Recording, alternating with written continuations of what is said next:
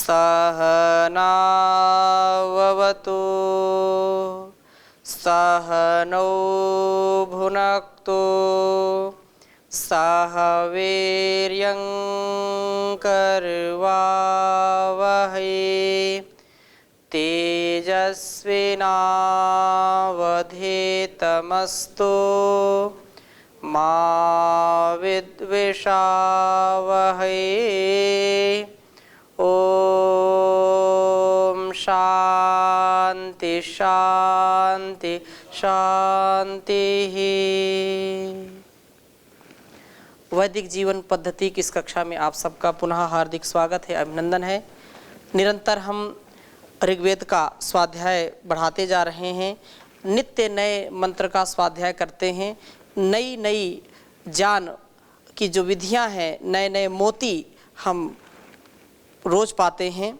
तो आज पुनः हम ऋग्वेद के प्रथम मंडल के 25वें सूक्त के 7वें मंत्र का स्वाध्याय करेंगे। बहुत ही सुंदर मंत्र है। आगे आरंभ करें, इसके पहले आप में से किसी के कोई प्रश्न पूछिए। ओम जी, स्वामी जी प्रणाम। जी प्रणाम। पिछला कक्षा में एक बात आई थी, अंतःप्रेरणा के अनुसार चलना है। वो अंतःप्रेरणा कैसे पहचान होगी?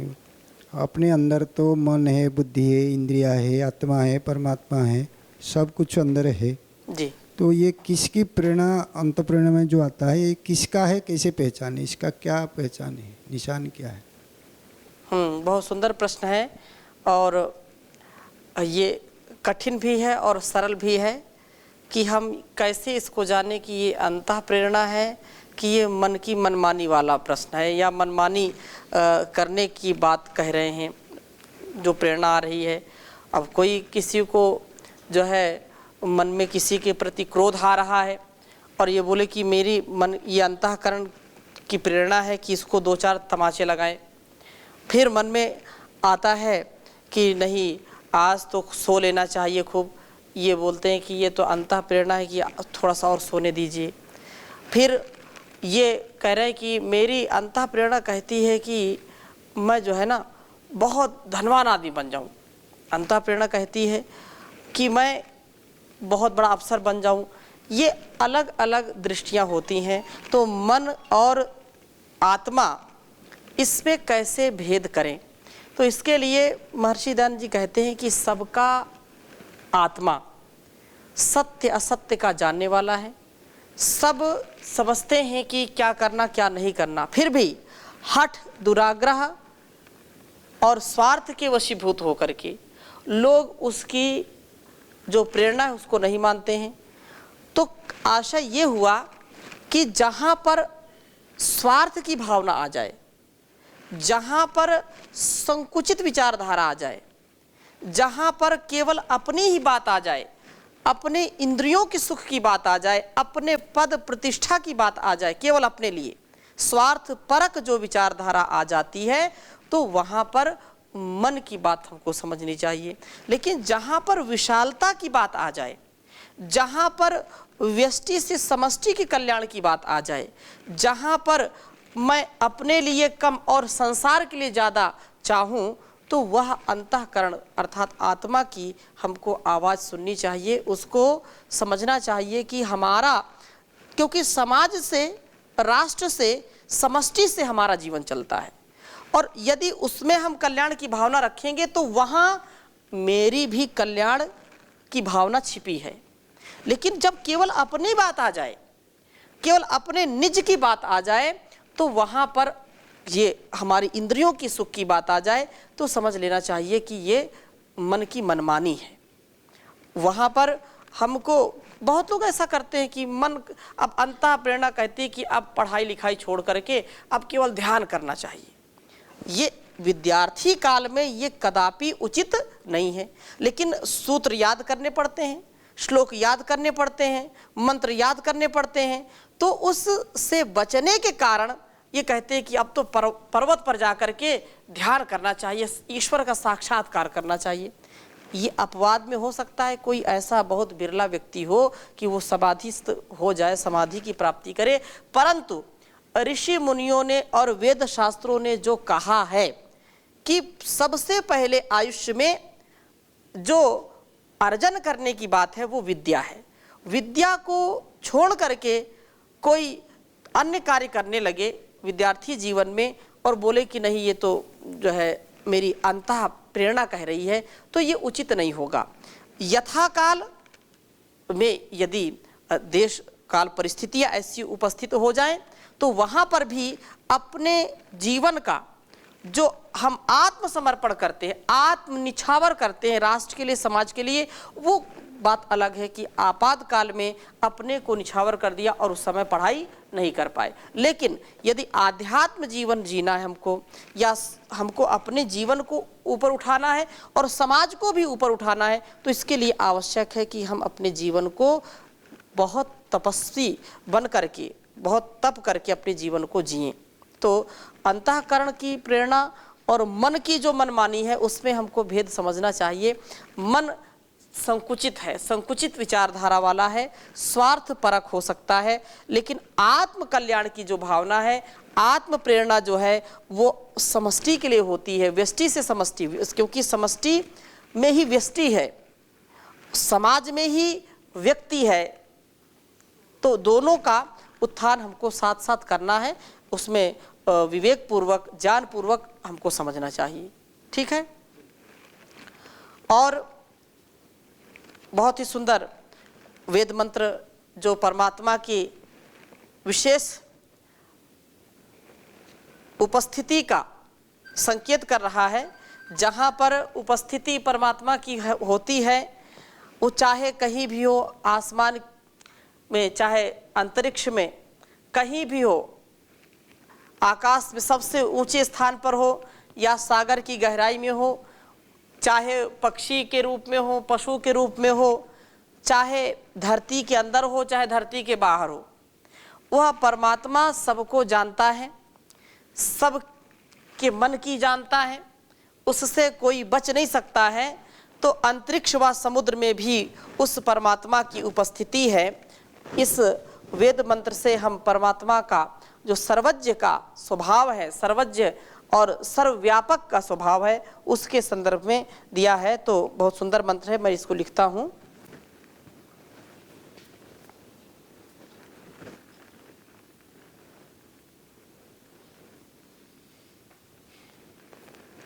ओम वेदा यो वीनाम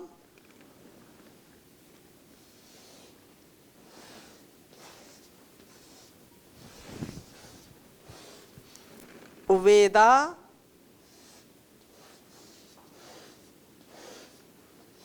यो वीनाम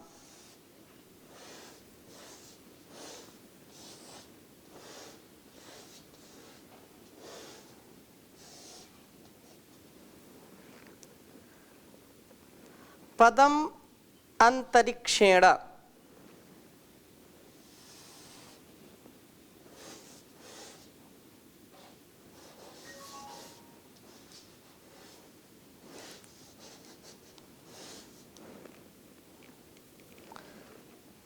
पदमंतरिक्षेण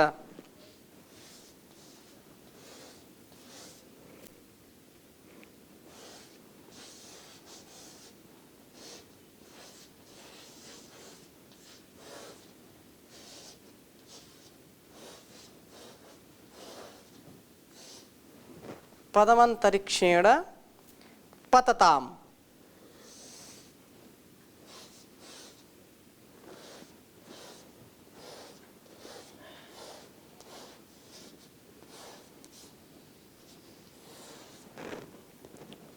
पतताम वेदः नावः समुद्रियः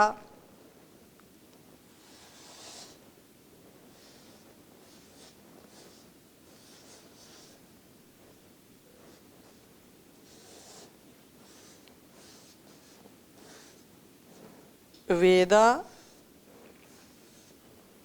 वेद नावः समुद्रियः।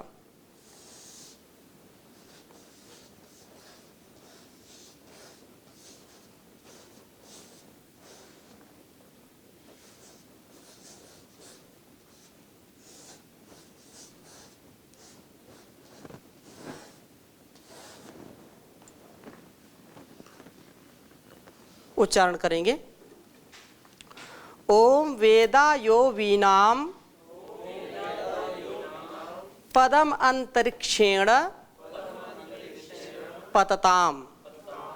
वेद नावः समुद्रियः नखकार हटा देंगे, समुद्रियः। ओम वेदायो वीणाम पदम अंतरिक्षेण पतताम।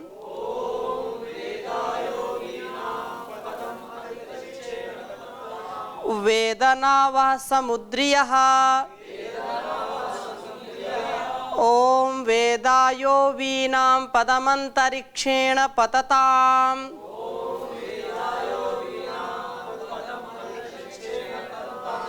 वेदनावः समुद्रियः। अब इसके अर्थ को समझने का प्रयास करेंगे।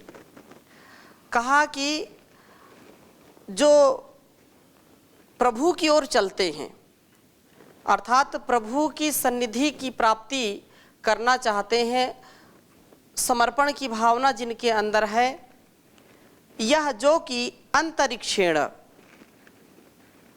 पतताम, आकाश मार्ग से जाते हुए, उवीनाम, पक्षियों के पदम गंतव्य मार्ग को वेद जानता है। और समुद्रियः, समुद्र में भी गति करने वाली जो नौकाओं के भी वे जानकार हैं, उनको ज्ञान है पूरा, वे जानते हैं वेद।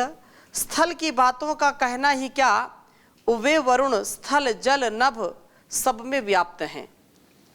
जल, थल, अगन, गगन सब जगह उस परमात्मा का ही वास है, सब स्थानों को वो जानता है और सब में व्याप्त है। वस्तुतः सर्वव्यापक होने के कारण उनमें जो है सब कुछ है और सब कुछ में वे हैं। सब कुछ उनमें है और वे सब कुछ में हैं, अर्थात उनके बिना संसार में कुछ हो नहीं सकता है। इसलिए स्थान की दृष्टि से वे प्रभु अनवच्छिन्न हैं, दिशाएं उन्हें अविच्छिन्न नहीं कर सकती हैं। जल, स्थल, अंतरिक्ष में सर्वत्र व्याप्त होकर के वे प्रभु सभी को जानते हैं। आकाश की ऊंचाई में, चाहे अंतरिक्ष हो, चाहे देव हो, या सागर की गहराई में, कहीं भी कोई भी उसकी दृष्टि से बच नहीं सकता। संपूर्ण सृष्टि में उसकी दृष्टि बनी हुई है, उसके पावरफुल कैमरे लगे हुए हैं।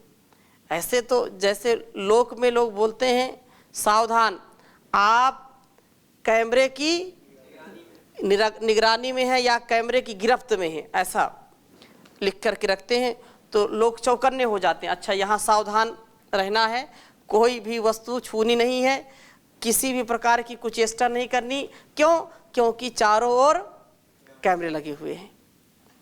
परंतु हम कभी ऐसा विचार नहीं करते कि परमात्मा के सबसे बड़े जो कैमरे हैं, चाहे इन कैमरों में तो हो सकता है कोई कनेक्शन काट दे, कहीं जो है उनका पावर कम कर दे, अनेक प्रकार से उसको जो है हटा सकते हैं, काट सकते हैं, लेकिन उसके कैमरे को कोई काटने का जो है सामर्थ्य नहीं रखता। संसार का कोई माई का लाल आज तक पैदा नहीं हुआ कि उसके कैमरे के फ्यूज को हटा सके या कभी गड़बड़ कर सके। वो हमेशा अपने कैमरे के साथ ऑन द ड्यूटी रहता है 24 घंटे। उसकी निगरानी से कोई भी बच नहीं सकता। वो तो बाहर के कैमरे तो स्थूल चीज़ों को दिखाते हैं, लेकिन वो सूक्ष्म मन की बातों को भी जानता है। उसके कैमरे इतने पावरफुल हैं कि हम क्या विचार कर रहे हैं, हम क्या करना चाहते हैं, हमारे अंदर कैसी भावना पनप रही है, वो सब जानता है और जान करके फिर वैसा ही फल देता है जैसा हम विचार करते हैं। इसलिए कहते हैं कि मन में भी हमारे किसी भी प्रकार की पाप की वृत्ति नहीं आनी चाहिए। हम जो भी वृत्ति लाते हैं, जो भी हमारे अंदर संस्कार होते हैं, वे संस्कार हम यदि कुसंस्कार हैं तो उनको सुसंस्कृत करने का प्रयास करें, क्योंकि वातावरण से, शिक्षक प्रशिक्षक से और कभी कभी अपने कुसंस्कारों से व्यक्ति भटक जाता है। हम सदा सर्वदा उसकी ओर आने का प्रयास करें, क्योंकि वही हर स्थान पर, हर जगह, वह हर मकान में उस भगवान का वास है, हर इंसान में उस भगवान का वास है। उस भगवान का, उस परमात्मा का हम सदा गुणगान करें, उसका चिंतन करें और उसकी आज्ञा का पालन करें, क्योंकि मन, वाणी और कर्म से पाप होने पर वह वरुण हमें जकड़ता ही है। आकाश में उड़कर या नाव में भाग करके हम उसके बंधन से बच नहीं सकते। कहीं भी जाएं, कैसे भी जाएं, किसी भी स्थिति में हम बच नहीं सकते। चाहे आकाश में उड़ जाएं, चाहे जो है समुद्र की गहराई में छुप जाएं, गुफाओं में जाकर के छुप जाएं, कभी भी हम उसकी नज़र से बच नहीं सकते हैं। वह परमात्मा सदा सर्वदा, सब समय, हर हाल में, हर काल में हमारे अंग संग रहता है, हमको देख सुन जान रहा होता है। हम कम से कम उसकी उपस्थिति का तो अनुभव करें, उसको जान करके, समझ करके, उसकी शक्ति को, उसकी सत्ता और उसकी व्यवस्था को जान करके अपने मन में थोड़ा सा भय रखना हमको उचित है, क्योंकि भय से हमारे जीवन में, भय तो इस संसार का नहीं होना चाहिए, भय होना चाहिए कुकर्मों का। हमारे जो गलत कर्म हैं उनसे हमको डरना चाहिए, क्योंकि वो भीमा है। उसका जब हैमर चलता है ना तो अच्छे अच्छे धराशायी हो जाते हैं, उसके आगे किसी की नहीं चलती है। उसके लाठी में बोलते हैं आवाज़ नहीं है, चोट तो खूब है लेकिन आवाज़ नहीं आती है। वो देता है तो छप्पड़ फाड़ करके देता है और लेता है तो दरवाज़ा भी उखाड़ लेता है, लोग ऐसा कहते हैं। तो अपने जीवन को हम कैसे जिएं? परमात्मा की जो व्यवस्था है वो हमारी औकात से ज़्यादा ही देता है, हमारे सामर्थ्य से सदा उसने ज़्यादा दिया है, सदा दिया है, देता है और देता रहेगा। लेकिन हम समझें तो, जाने तो, उसके प्रति कृतज्ञता का भाव तो जापित करें। तूने मुझे मालिक बहुत कुछ दिया है, तेरा शुक्रिया है, तेरा शुक्रिया है। वो हमको देता ही रहता है। इसलिए यहाँ पर कहा है कि वेदा यो वीणा पदम अंतरिक्षेण पतताम वेदा नावा समुद्रिया, कि वह सब कुछ जानता है। आकाश में गति करने वाले पक्षियों तथा ग्रहों, उपग्रहों के गंतव्य स्थानों के समान परमहंस योगियों के गंतव्य स्थानों को वह वर्णीय परमेश्वर ही जानता है। इस भवसागर को नाव के समान तैर करके पार करने वाली साधारण जनों की जीवन यात्रा के लक्ष्य को भी अंतरिक्ष आदि लोकों में निवास करने वाला वह वर्णीय सर्वज्ञ परमेश्वर ही जानता है। यत्र आवसस्थानम यत्र सायं वसंती, जहाँ जहाँ जो जो वास करता है उस परमात्मा से कोई बच नहीं सकता है। उसके आवास, उसके हर प्रकार के प्रयास, आयास वो सब जानता है। तो हमारी ये जो विद्या है, हमारा जो ज्ञान है, उस भगवान के आगे बिल्कुल सूक्ष्म है। हम ज़्यादा कुछ भी नहीं है। वो पहाड़ है तो हम तिल भी नहीं हैं, हम तिल भी नहीं हैं। लेकिन हमारा अहंकार जब आता है हमारे सिर पर तो लगता है संसार में हमसे बढ़कर के कोई है ही नहीं। कल्पना क्या यथार्थ इस बात को हम महसूस करें कि पृथ्वी कितनी बड़ी है, पृथ्वी कितनी बड़ी है और पृथ्वी में हमारा अस्तित्व कितना है। यदि हम पृथ्वी की बात करें, संपूर्ण पृथ्वी की, तो वहाँ हम अपने भारत की बात करें, भारत कितने, पृथ्वी के कितने कोने में है? एक हिस्से में छोटा सा है। और भारत में हमारा जहाँ हम रहते हैं वो कितना छोटा है। फिर वहाँ जहाँ हम रहते हैं वहाँ हम कितने में बैठे हैं, कितना हमारा अस्तित्व है? एक धूल के कण के बराबर भी हमारा अस्तित्व नहीं है। लेकिन बहुत बड़ा अस्तित्व है। एक कण के बराबर भी अस्तित्व नहीं है, लेकिन उसकी कृपा के कारण हमारा इतना बड़ा अस्तित्व है कि हमारी भावनाएं, हमारी संवेदनाएं, हमारा कृतित्व और व्यक्तित्व पूरे ब्रह्मांड को प्रभावित करता है, पूरे ब्रह्मांड को प्रभावित करता है। हमारी जो संवेदनाएं हैं, हमारी जो भक्ति भाव की भावनाएं हैं अथवा जो दुर्भावनाएं हैं, उससे भी प्रभाव पड़ता है। इसलिए हमको अपने कृतित्व और व्यक्तित्व पर, अपनी वृत्तियों पर पूरा ध्यान देना चाहिए, जिससे हमारा जीवन बहुत सुंदर हो जाए। हम कभी भी छल कपट ना करें, अपने जीवन में उस प्रभु को ही सर्वोपरि माने जाने और उसकी उपासना करें, क्योंकि वही सब जगह है। कोई भी स्थान ऐसा नहीं है जहाँ पर उस परमात्मा का वास नहीं है। और वो उसने हमको जीवन दिया है, हमारे अंदर भी कार्य कर रहा है, हमारी नस नाड़ियों में रक्त प्रवाह चल रहा है, निरंतर चल रहा है। आप चलाते हैं क्या? आप श्वासों को लेते छोड़ते हैं क्या? कोई प्रयास कर रहे हैं क्या इसके लिए? स्वाभाविक रूप से ये अपने आप परमात्मा के द्वारा चलाया जा रहा है। हृदय कितना गति करता है, टनों रक्त इधर सुधर करता है, लेकिन आप कभी करते हैं क्या? नहीं करते। कितना भोजन हमने किया और वो पच गया, आते उसको पचा रही हैं और आते अपना काम कर रही, लीवर अपना काम कर रहा है, किडनी अपना काम कर रही है। हम कभी महसूस करते हैं क्या कि क्या हो रहा है हमारे अंदर? कौन कर रहा है? वो जो कण कण में वसा है, जिसने सारी व्यवस्था की है, वही सारा यह कार्य कर रहा है। उसके जो रीत नियम हैं, जो उसके नियम हैं, वो काम कर रहे हैं। तो उस परमात्मा के लिए हम सदा जीवन को कृतज्ञता पूर्वक जिए। लेकिन हम क्या करते हैं, संसार में आते हैं और उसको भूल जाते हैं। जब माँ के गर्भ में रहते हैं तब तो बहुत दुहाई देते हैं कि हे प्रभु इस बार बचा लो, अब इस बार मैं जन्म लूंगा और आपका ही स्मरण करूंगा, आपकी भक्ति करूंगा, आपके ही जो आज्ञा है उनके पालन में पूरा जीवन बिता दूंगा। लेकिन जैसे ही माँ के गर्भ से बाहर आए और थोड़े से बड़े हुए तो फिर अपना काम शुरू कर देते हैं। पुनरपि जननम पुनरपि मरणम पुनरपि जननी जठरे शयनम इह संसारे खलु दुस्तारे कृपया पारे पाहि मुरारे भज गोविंदम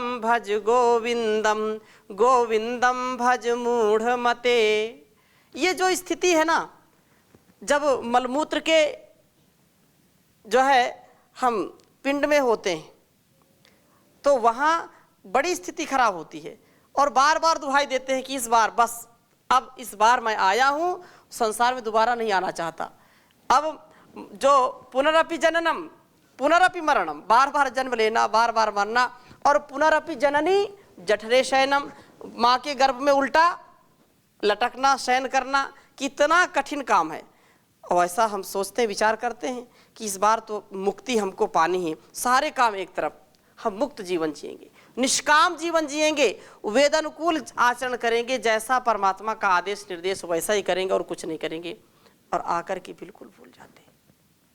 यह संसारे खलु दुस्तारे कृपया पारे पाहि मुरारे। ये संसार सागर है ना, ये बड़ा कठिन है, इसको पार करना, इससे तरना बड़ा कठिन है।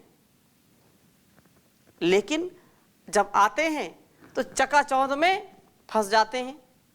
और रूप, रस, गंध, स्पर्श, शब्द आदि का जो आकर्षण है वो हमको खींचता है। इसलिए कहा है, ये नर तन तुझे जो मिला है ये गंवाने के काबिल नहीं है, तेरा हर श्वास अनमोल हीरा, तेरा हर श्वास अनमोल हीरा, ये लुटाने के काबिल नहीं है, ये नर तन तुझे जो मिला है।